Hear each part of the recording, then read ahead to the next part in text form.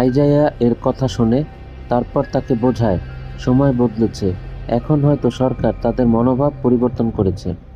তিনজন একসাথে হোয়াইট হাউসে অনুষ্ঠানে পৌঁছায়।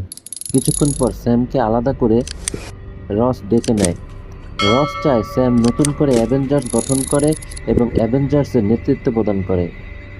স্যাম দ্বিধায় পড়ে যায়, কারণ সোকোভিয়া অ্যাকর্ডস ইস্যুতে রসের ভূমিকার পর সে এখনও পুরোপুরি রসকে বিশ্বাস করতে পারছে না।